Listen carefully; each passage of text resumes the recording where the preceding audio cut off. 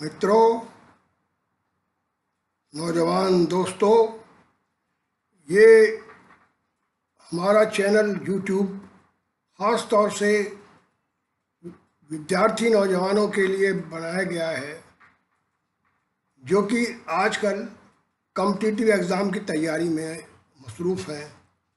राष्ट्रीय और अंतर्राष्ट्रीय विषयों की जानकारी देने के लिए ये चैनल वजूद में आया है।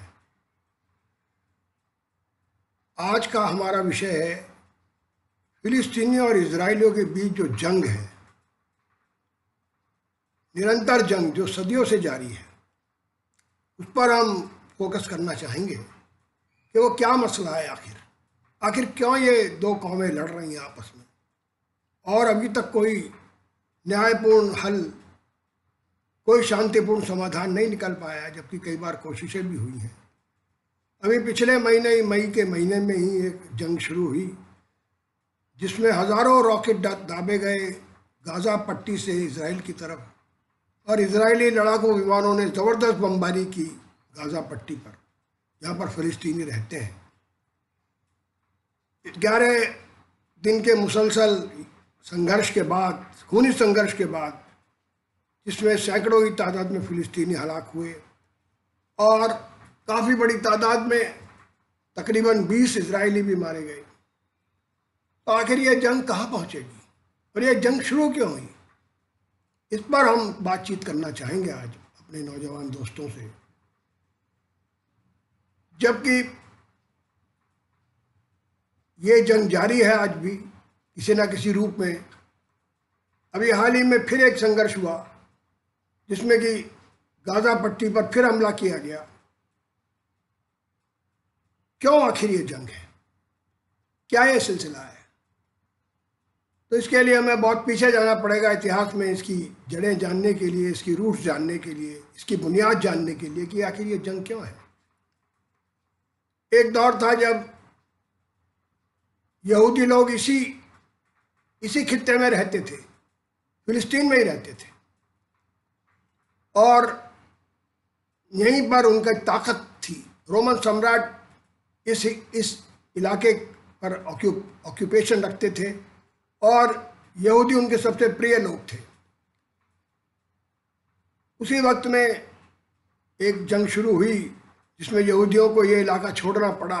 लंबा इतिहास है इसका, इसकी तफसील में हम नहीं जा रहे इस वक्त, क्योंकि हम फिलिस्तीनी और इजराइल के आज के संघर्ष की पृष्ठभूमि जानना चाहते हैं। तो सारी दुनिया में यहूदी फैल गए, सारी दुनिया में, जर्मनी, रूस, स्पेन, इटली, यहाँ तक कि हिंदुस्तान में भी आए। जहाँ उन्हें जगह मिली जान बचाने के लिए उन पर हमले हुए, और वो हमले सबसे भयानक रूप में आए विश्व युद्ध के दौर में। जब द्वितीय विश्व युद्ध हुआ तो 60 लाख करीब यहूदी मार दिए हिटलर की फौजों ने, हिटलर के शासन ने। पहले भी इन पर बहुत जुल्म हुआ। क्रूसेड के तहत 5 क्रूसेड्स हुए, ईसाइयों द्वारा संचालित हुए, लेकिन इनको कोई न्याय नहीं मिला। ये भागते रहे, एक मुल्क से दूसरे मुल्क जाते रहे। बहुत संघर्षशील कौम है ये। बहुत बड़े बड़े साइंटिस्ट दिए इसने, आइंस्टीन भी यहूदी थे, कार्ल मार्क्स भी यहूदी थे, और जाने कितने बड़े व्यापारी हैं, बड़े बुद्धिमान लोग हैं। तो कुल मिलाकर जो इनकी कौम का इतिहास है वो बहुत ही संघर्षशील और शानदार इतिहास है। हिटलर पर जब बहुत जुल्म हुआ, हिटलर का जब बहुत जुल्म बढ़ा, तो फिर ये बहुत तेज़ी के साथ आए फिलिस्तीन की धरती पर। हालांकि इससे पहले प्रथम विश्व युद्ध के बाद बेलफोर नाम के एक ब्रिटिश ब्यूरोक्रेट ने ये ऐलान किया था ब्रिटिश सरकार की तरफ से कि हम इनको एक राष्ट्र देंगे, और वह राष्ट्र वहीं देंगे जहाँ से ये निकले थे, जो इनकी मूल धरती है, फिलिस्तीन जिसको ये मानते हैं। हालांकि इससे पहले भी थियोडोर हर्जल नाम के एक बहुत बड़े पत्रकार ने ये आंदोलन शुरू किया था कि इन्हें राष्ट्र मिले, और एक बड़ी मीटिंग हुई थी जिसमें बहुत सारे मुल्कों में रहने वाले यहूदी इकट्ठे हुए थे। तो एक लंबा इतिहास है इनके राष्ट्र के सपने का, जो बेलफोर डिक्लेरेशन के बाद साकार होना शुरू हुआ, और दुनिया के बहुत सारे देशों से ये लोग पहुँचे वहाँ पर, इस धरती पर। जिस धरती को आप कहते हैं फ़लस्तीन, इन्होंने अब ज़मीनें खरीदनी शुरू की। अमीर लोग थे बहुत सारे इनके अंदर, बहुत बड़े व्यापारी भी थे, और ये फ़लस्तीनी में रहने वाले अरब गरीब थे, इन्होंने अपनी ज़मीनें बेच दी। तो ये सिलसिला चलता रहा 1945 तक। सबसे ज़्यादा सिलसिला चला 1920 से 1930 के बीच में। बाद में माइग्रेशन रोकने की कुछ कोशिशें भी इंग्लैंड ने की, लेकिन वो नाकाम रहा, क्योंकि ये पूरा का पूरा इलाका फर्स्ट वर्ल्ड वॉर के बाद ब्रिटिश टेरिटरी बन गया था। ब्रिटिश टेरिटरी की वजह से पूरी ताकत जो ब्रिटिश के पास थी, और ब्रिटिश चाहते थे कि ये इजरायली आकर, यहूदी आकर यहाँ बसे। तो उन्हीं की इमदाद से कहिए या उनकी सपोर्ट से कहिए, इजरायली बाद में कह रहा है, ये लोग तो पहले यहूदी थे, ये आकर बसे यहाँ। और सन 47 आते आते इनकी तादाद इतनी अधिक हो गई कि यूएन ने एक रेजोल्यूशन पास किया, जिसकी बैक में तो अमेरिका, इंग्लैंड और फ्रांस ही थे मूलतः, जो 5 सिक्योरिटी काउंसिल के परमानेंट मेंबर्स थे जब यूनाइटेड नेशंस का गठन हुआ। इसके बाद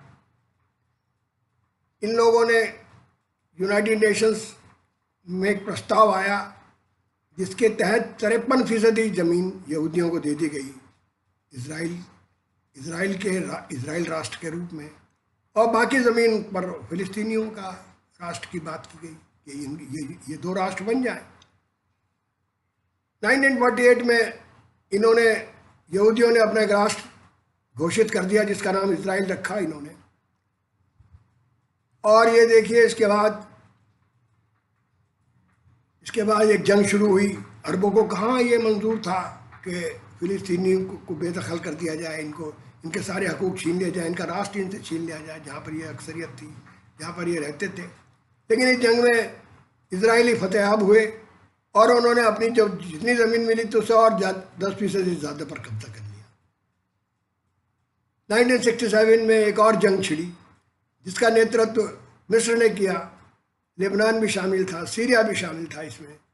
ये जंग भी बुरी तरह से हारी अरबों ने, अरब राष्ट्रों ने, और इजराइल ने और बड़ा इलाका कब्जा कर लिया जो करीब 80% कब्जा था। अपनी टेरिटरी जो उन्हें मिली तो उससे 3 गुने पर कब्जा कर लिया।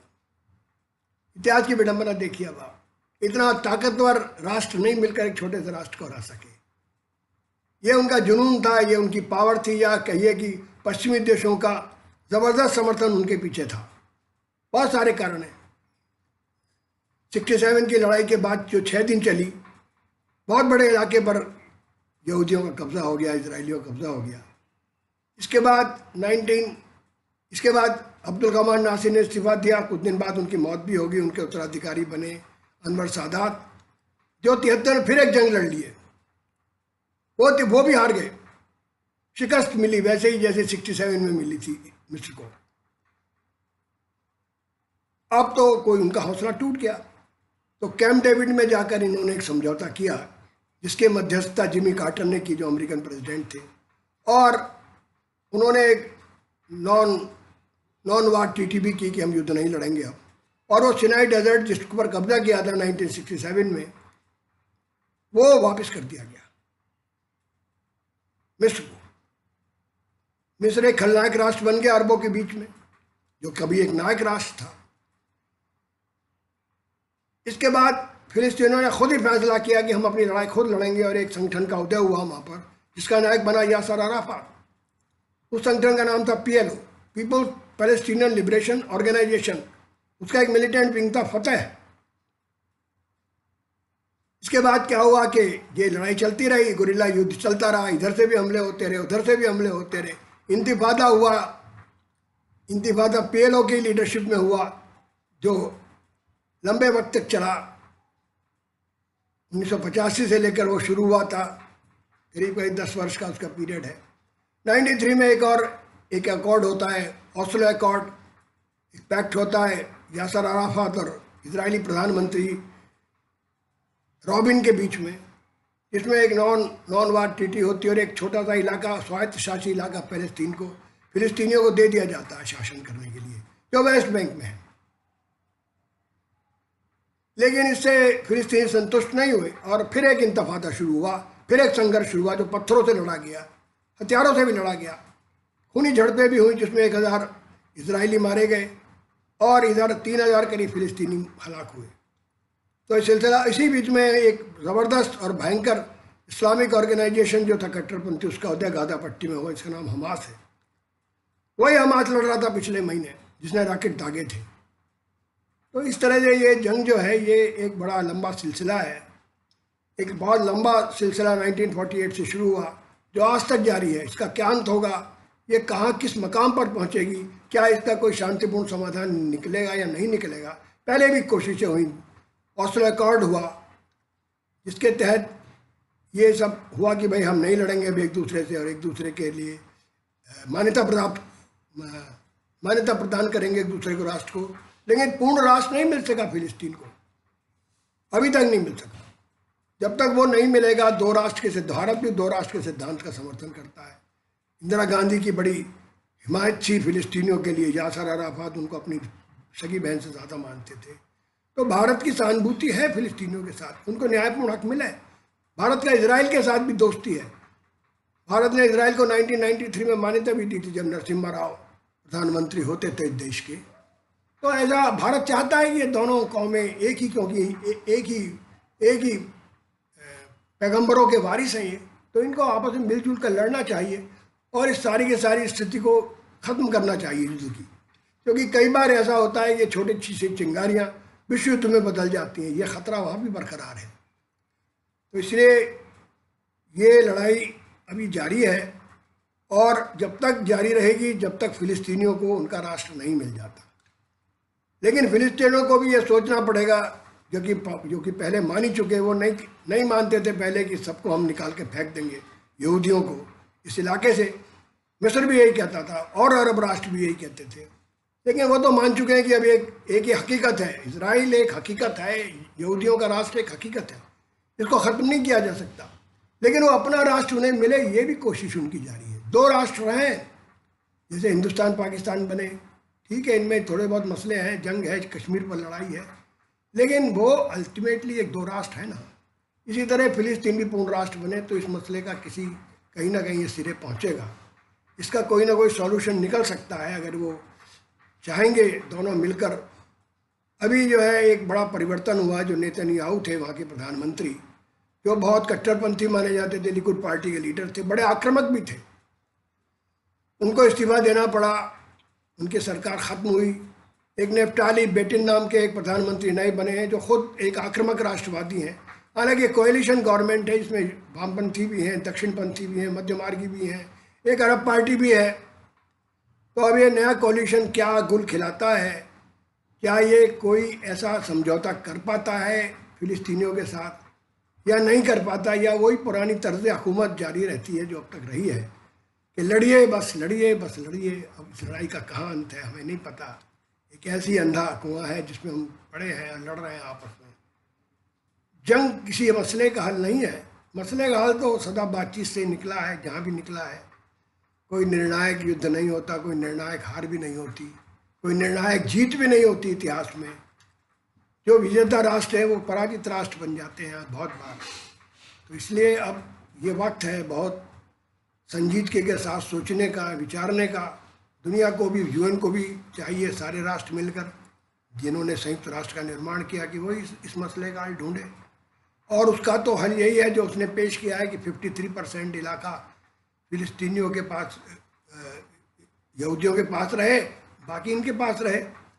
कोई और भी हल निकल सकता है इसका।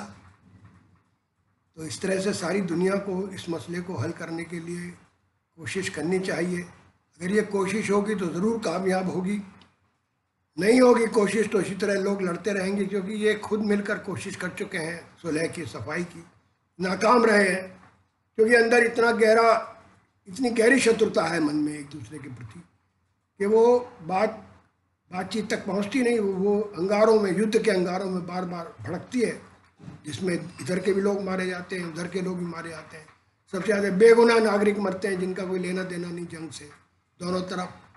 क्योंकि जो स्थितियां बन गई हैं इजराइल में वो बड़ी ज़बरदस्त हैं। और किस तरह से फिलिस्तीनी राष्ट्र मिलेगा, क्योंकि जो वेस्ट बैंक भी दिया गया उसमें भी परमानेंट सेटलमेंट कर लिया है यहूदियों ने, बहुत सारी यहूदी बस्तियां बस गई हैं। तो इस तरह की स्थिति में किस तरह दो राष्ट्र बनेंगे, ये बड़ा जटिल प्रश्न है। अगली बार हम फिर इस टॉपिक को, इस विषय को जारी रखेंगे और दूसरे पहलुओं पर बात करेंगे। यरूशलेम खास तौर से जो संघर्ष का केंद्र रहा है, तीनों जो धर्म हैं उनके संघर्ष का केंद्र भी रहा यरूशलेम। आज भी यरूशलेम की अलास्का मस्जिद से ये संघर्ष शुरू हुआ था, जो अभी नवीन संघर्ष है पिछले महीने का, क्योंकि अब ये कहाँ पहुँचेगा, अगले एपिसोड में हम लोग फिर मिलेंगे। तब तक धन्यवाद, शुक्रिया, जय हिंद, जय भारत, जिंदाबाद रहिए।